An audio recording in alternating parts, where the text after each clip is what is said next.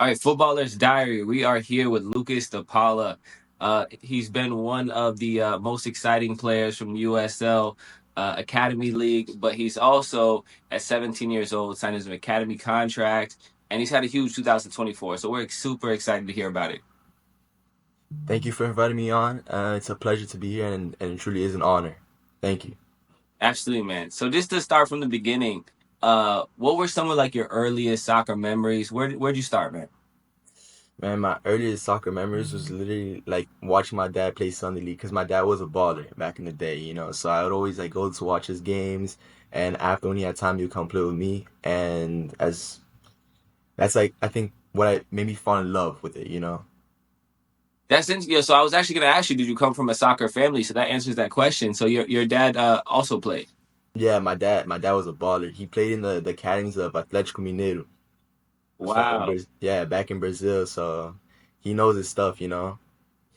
Yeah, the Brasileiro is one of my favorite leagues to watch. It's definitely like to me one of the most exciting leagues to watch. For sure. And now it's like really becoming very popular. You know, Memphis Depay going over there, and so Yeah. it's exciting, man. That's really cool. So he was like your first introduction to the game, your first coach, everything. For sure. Yeah, it would be him, and I'll watch Ronaldinho on the side, you know, because Ronaldinho's like everyone's inspiration. The magic that he had, everything. So early on, right? So when you're getting started, what were some of like those key factors and key things that helped you develop into the player that you are today?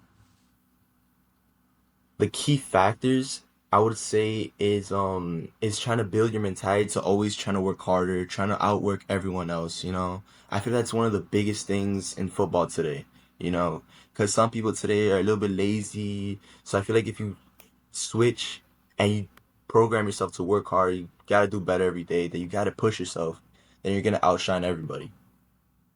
Yeah, that's a great answer because a lot of people will point to like, oh, well, you know, I trained this or did this, but like, that's you're right. The mentality is like the basis, right? If you don't have Yeah, that, yeah. The it's mentality is everything. Yeah. Everything. there's a lot of good players who never went anywhere because they had a bad mentality. That's a great point. Exactly. Yeah. You can have all the skills in the world, but if you're not confident, then you're not really gonna go anywhere, you know? So I say that's the biggest thing, at least for me, you know? Yeah, no, it's true. It's really true. So you've had a huge 2024. You signed. You've had some crazy things. What are some of your favorite soccer memories so far? My favorite soccer memories is definitely my debut. My debut was, oof, like it's like stepping on the field for the first time is like damn, like I made my dream come true, you know. So I would have to say that's my biggest memory of this year that I'll never forget, you know. So I'm grateful, really grateful for my coaches, the staff, the players that are helping me push every day. So yeah, it'll be that one. And That's awesome. alongside, yeah, the traveling with the team, you know, the fooling around, yeah, love So this. run us through that, man. How did you get there to sign that to make your debut and make that happen? Well, it was kind of like a process because I went to the academy and I just went up the stages. You know, I started at the U20 level. Then the coaches saw that I was hired to get bumped up to the first team, right? So as soon as I did that, I just thought to myself like I gotta keep pushing. Since I'm a young player, I gotta outwork most of the other guys, you know, and I gotta really go at them because they're big guys. You know, I gotta really like not try to hurt them, but be more aggressive. Show the Be coach as that I physical want. as them. Exactly. I gotta show the coach that I wanted more. So when the time came, it was a Tampa game, and before I was supposed to play earlier, but I think something happened with my passport that I couldn't play, so I had to wait until my passport got renewed, and then when my passport came, I had the opportunity to play. He said, "Oh, De Paula, you're gonna have the opportunity this weekend," and I was like, "Oh." You know, the butterflies coming in, the anticipation, everything. So it was just all looking forward to that moment. Me stepping my foot into that pitch, you know, so I was really excited for it. And when the weekend came, it was the 86th minute. It was the 86th minute and he was like, De Paula, go. I was like, oh, okay. Even though it's not much time, but I was like, I'm gonna give my all. You know, those 10 minutes or whatever from extra time, I'm gonna just run, cause that's the most I can do. You know, I can't do Yeah, too much, but I'm gonna just run. I'm gonna play show everyone hard. that I'm there. Exactly. But oof, I thought a little chills before the game. You know, a little nervous. But as soon as I stepped in, I was like, all right, this is me. You That's know, what I do. I've been here. exactly. Like this is me. This is what I do. I've been doing this my entire life. Like no pressure. Pressure's a privilege. You know, That's that's what I like to think. So. that's Yeah. nice, man. So being that you grew up playing here in the academy, playing as a youth, what how would you describe the level and the at the youth level, South Florida? I think South Florida has one of the most diverse talents in United States. Since South Florida, there's so much different cultures, different cultures mixed together, you know. I think it creates something that doesn't compare to other places. Like I played in the USL Academy Cup, I played in MLS Next Fest, and in South Florida, like it doesn't it's has that zing. I don't know how to explain it. Like it has that Yeah, talent, you know. You can tell that okay, they're Miami boys. That's what people used to call us, Miami boys, because you see all the Hispanics, the Americans, the Brazilians, everyone mixed together, and you don't really see that everywhere else. And no, I think that makes it special, you know. It makes it fun to play, you know, because everyone's just like okay, they're playing, but they're also dancing on the field, you know, like in the USL 2024 USL Cup, right? hmm My team, we're the only team that would score and we'll go to the sideline and dance, you know, we would have have a good fun. time. Yeah, Exactly. And you see everyone else they score and have a straight face. So I think that plays a big part in the role, you know, having fun yeah, with it. Most yeah. of No, of there my definitely is like a Miami player, right? It's like a yeah, South yeah. player. Yeah, exactly. They used to call us the Miami boys. That's cool, man. That's really Yeah. cool. Yeah, I was gonna ask you if you had to describe a Miami player, and that you totally, you definitely described that. um, but you actually are part of quite a few young, really impressive players that Miami FC has right now and has highlighted. What's it like being part of that group? Oh, it's definitely an honor, you know, to being part of a group, especially in the whole USL Championship. There's not many academy players that are constantly playing like us, Yeah. so it definitely is cool. You know, it definitely is like a confidence booster. I want to say an ego because I don't like using the ego word, but definitely is like confidence. You know, that, okay, like I know I belong here. I know I've been working hard enough to be here, so it truly is an honor. Yeah, that it's interesting, right? Because a lot of MLS, USL, they might have one kid that's coming out of the academy for that like age, that might have that chance to play first team, second team, things like that. But you guys really have like a very impressive young core that you could see you guys like being able to all make that jump, and you don't really see that a lot. Yeah, you don't. Yeah, it's pretty cool, man. Mhm. And one thing that I like about the USL a lot, especially for younger players, is you have so many different pathways at USL teams. USL Academy Cup, first team. A lot of the USL teams even compete in ECNL and all these different things. So it's like there's all these different, and now they even have the that new cup that's coming out for USL to play League One, USL League One teams. Yeah. So there's all these different opportunities in the USL. How important are opportunities like that for a young player coming up? I say opportunities is the biggest thing, and it's up to me and other young players to take those opportunities for granted. You know, we can't really let those opportunities go. It's always gonna be there. Opportunities are always gonna come. They're always gonna show up. But it's up to us to be ready when it comes. You know, so the USL Championship League is definitely like I tell everyone it's definitely a league to don't sleep on. You know, it's Yeah, it's it's coming up for sure. And yeah, opportunities are always going to be there. If it's college, if it's either MLS, I know a couple guys that are striving like same as my goal. My goal is to go reach the MLS or Europe after this year, the next two. So it's definitely going to be there. yeah. So one thing that's really cool that and you now that you say some of your goals for the future is that the USL has produced so many transfers to Europe. What do you think it is? Because being that's one of your goals is to make it to that level. What do you think it is about the USL that has caught the eye of so many European clubs? I say it's the talent that's probably growing in USL Championship. There's different people that are coming in. There's more talent that's coming in as well, you know. So I'll say it's like that.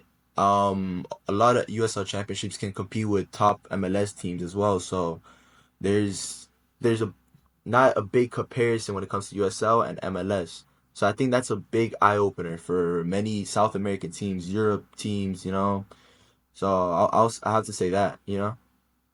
What about the Brasileiro? Would you play there? Oh, 100%, Yeah, right. 100%. Yes, yes. My dad's team is Atletico Mineiro, so if I had the opportunity to be there, ooh, love.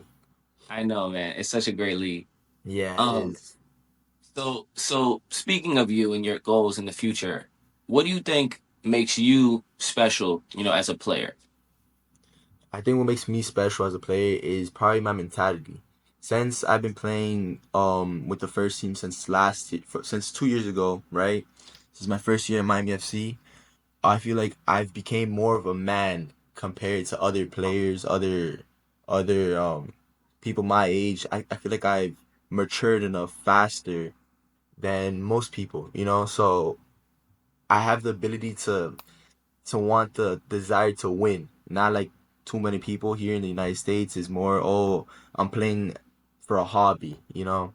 I'm Right. playing just to have fun. I have the desire to win and to be someone one day. So I think that really differentiates me from others. That's cool, man. That's a great answer because you really are a very well-rounded player. And because I think when people first look at you play, I mean, you have a lot of flair, you're very technical, um, but having that mentality to go with it makes you like a very complete player. Did you grow up playing futsal or like Yeah, indoor? Like, yeah, you can see it, man. yeah. Yeah, Love, you can I see love it. futsal. Love futsal. I Do you think still get it's to play it all? sometimes here and there when I have time, I'll call some of my friends and we can play futsal in Doral or whatever. So I used to love futsal. When I used to play for 2 years when I was 10 to 12 or something. Yeah, I used to play like that and all the time, because I feel like futsal is important, always important for young players. You know, young kids, the first thing they need to do is play futsal. Helps in tight spaces, help to think quicker, everything. Yeah, I agree, man. I interviewed the kid who signed for Nike from Santos in Brazil. He's Hmm. like the youngest kid ever to sign for Nike, and he reminds me a lot of you. You guys even have a similar look, And he's a midfielder who, and you can just tell in those tight spaces, like there's so many players that grew up playing futsal that have the ability to change the game. Like a lot of the game, like you're saying, it's physical. It's understanding how to play off the ball. But when you get in that tight space, you gotta know how to play. Yeah, for sure, for sure, for sure. Especially now in the high leagues, that you have no time to think. You have zero time to think. So it's always good to think quicker, you know, react fast, you know, have a great touch to break out of that pressure, you know. Little things are important now. Has there been something that you like have seen or felt playing with the first team or just even U20s because the level is extremely high that you were like, wow, I didn't expect that. It has to be intensity. The intensity, it switches like in the U20s is cool, you can get away with some things, you know, you don't some plays you don't have to run, you know. But as soon as the first team, oof, the intensity changes. It's like you have to run every single play, every single ball. You have to be able to compete every single time. So, but honestly, for me, I love it because I feel like I've always been like an intense player. Even in practice, I always try to be intense, try to win. You know, Mhm. so I like it. You know, and also pushes me more to keep on going. Even though when you're tired, you don't want to do it no more. It's like you push.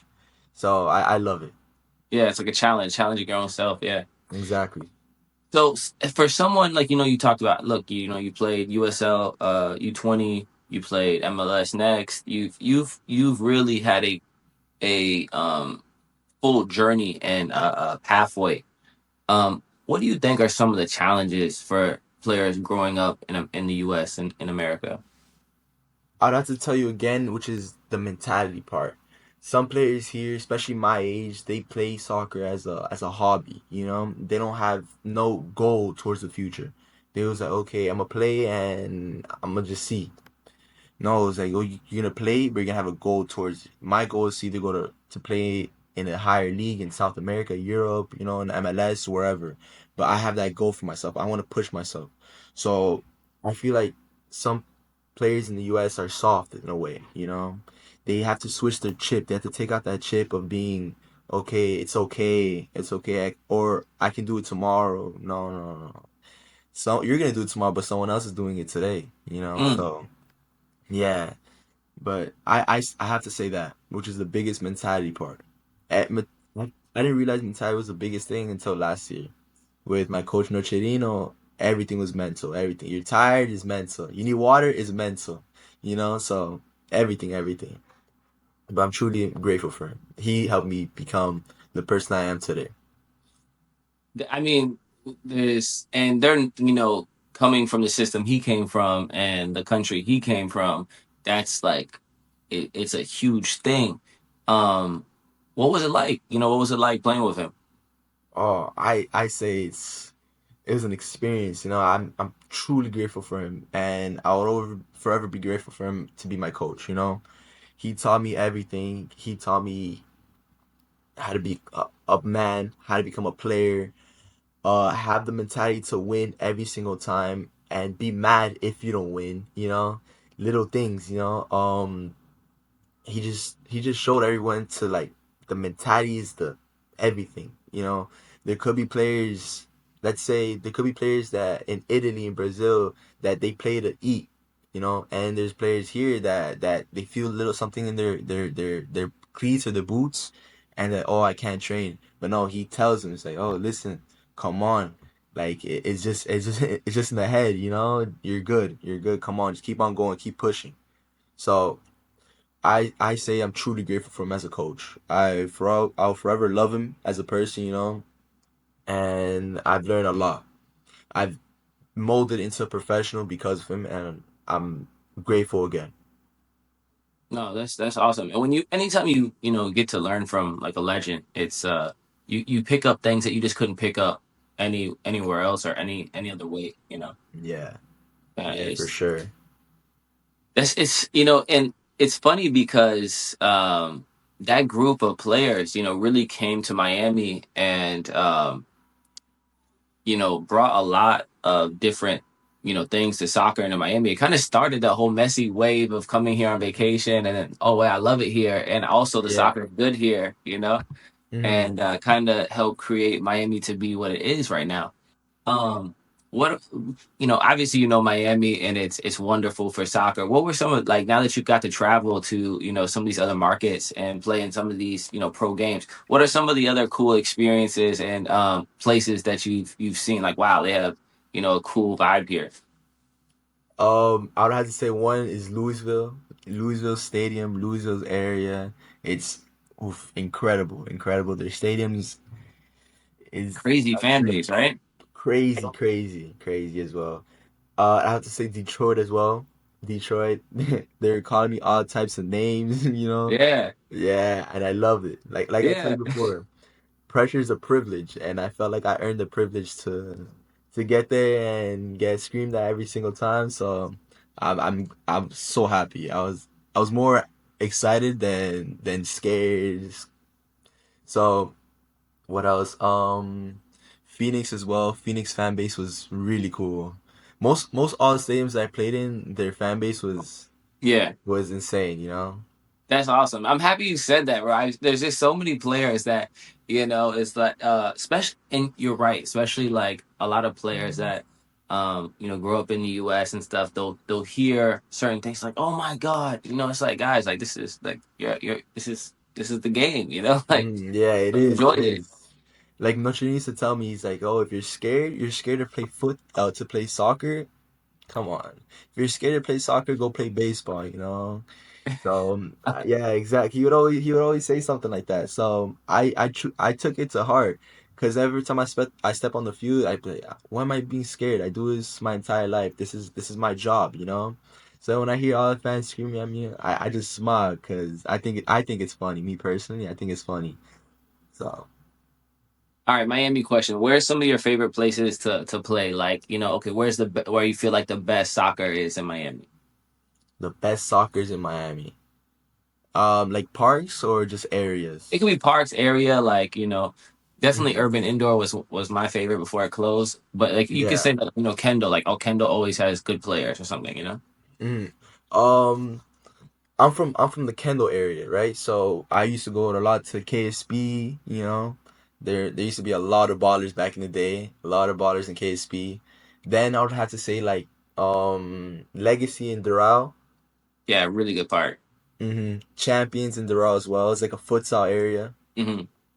And Flamingo Park in Cooper City. I think a lot of the ballers, especially the college players, some pro players, they come down, they go straight to pickup, you know. So Yeah. I just had to say those places. No, those are all great parks to play. Like, so you talked a little bit about some of your goals for the future. What would you, as a someone who has been through the academy ranks and done it yourself, what advice would you give the next generation that's trying to do what you're doing? I would have to tell them to try to and have the mentality to win. Because when you try to win, nothing's gonna stop you. You know, if you want to truly win, there's nothing that's gonna take that away from you. So I would have to say that and try to outwork everyone else, and to always try to do good because you never know who's watching. You know, so I'll try to give them a couple tips like that, and yeah, I think it's more mentality and just try to outwork everyone else than anything there is. Well, again, for me personally, I think the mentality is the biggest part for football. Man, this has been such a smooth interview podcast. It's like, a lot of the questions that I was thinking, like you're so passionate and so like, detailed with your responses. Like you really encapsulate a lot of that.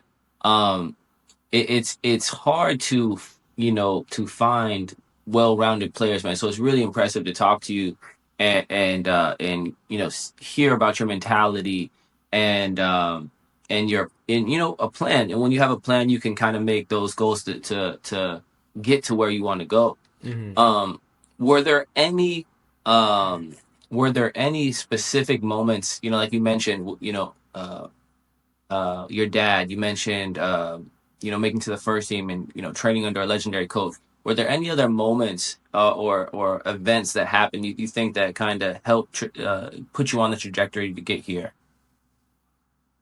Um, Help me put on like the trajectory to get here. I would have to say like most people don't experience this since we live in a good country, but it also has to come from within the struggle. You know, when you see someone struggling, you're like, okay, now you really have to push yourself. You know, you don't see that too often here, but it happened to me personally. You know, it's a it's a it's a complicated, times. And you think to yourself like, I'm gonna try to help out. I'm gonna push myself to become someone one day, to to help people one day. So I think it really comes from within, and if you really want it, if you're really trying to help, that it's really gonna push you to become. It's really gonna push you to try to become someone, to follow your dreams, to live your dream. Make your dream a reality, basically. But yeah. That's That's awesome. That's another interesting answer, man. I wouldn't expect you to say that either. And is there any like for anybody that's watching you that wants to know who Luca DePaula is, what would you just how would you describe yourself? What would you say? Um, I like to. I'll describe myself as smile through the pain. even though I'm struggling, even though I'm tired, even though I'm not having the best game, I'll try to smile through it all, because I just know there's a tomorrow to get better. So I would have to say something like that. I'm sold, man. I'm sold. I'm sold, bro. That is those were, I can honestly say, were some of the, most honest and heartfelt answers that we've had on the podcast, man. And um I appreciate you for coming on, man, and I really wish you the best of luck, especially being, a South Florida player. We don't, we've actually, it's so funny being, that we're in South Florida. We've never had well, Fafa Pico we've had on, but besides that, we've never really had too many South Florida players on. Okay. And why's the reason? Why is that? I don't know, I think, like you said, mentality is a big issue. I think in Miami. And we have a lot of really wonderful, talent and stuff like that. But I think individually, I think you're right. I think that mentality sometimes is gets in the way for a lot of players, um, and they. I think, other players are more like, okay, yeah, I need to get out there, I need to make sure that i'm I'm showing myself in a good light, or, oh, I'm getting on this podcast, or I'm doing the extra little work, where Miami's like, I'm gonna go to this party, I'm gonna go to the beach, I'm gonna go do Yeah. this. Yeah, and, yeah. and so sometimes it gets difficult to find the, because you don't want just anybody, on, and so it gets hard to kind of find those key players. Yeah, here in Miami there's a lot of distractions. Yeah. Definitely a lot of distraction. A lot of people trying to influence you and different type of things. But again, if you want it enough, you won't let no distractions block you from your true goal. You know. No, But and some people let it. yeah, it's kind of been the history of Miami. Of There's been so many great players, early 2000s, late 90s, who you would have thought were going to be, the best players that ever came out of Miami, and you just don't know about them because they let all those distractions get to them. Hmm. But I also think it sounds like, you have a very supportive family, so I would assume like that probably kind of helps, right? Yeah, yeah, 100%. They're always there for the games. They're the first one in the stands. So, the little they give to me. So I'm truly grateful for that, and they deserve everything that comes in the future. That's awesome, man. Well, listen, bro. Is there anything you want to say to the to fans, to people who support you? Um, I just like to thank you for letting me on today. Letting me tell my story, and I'll tell them to keep on working, cause you never know what comes in the future. Only God knows. So just keep on. If you have a goal, to keep on going to reach that goal. Don't think about anything else. Don't have no distractions. If you want something, you truly go get it. And that's all. Cool, bro. Well, we appreciate you coming on. We support you. We're definitely rooting for you, and wish you the best next year, because your season's over now, I think, right? Yes, sir. Yeah, man. So we definitely wish you the best, and can't wait to kind of see you develop and reach some of those goals, man. Thank you so much, man. Thank you. Thank you. It truly means a lot. No, absolutely.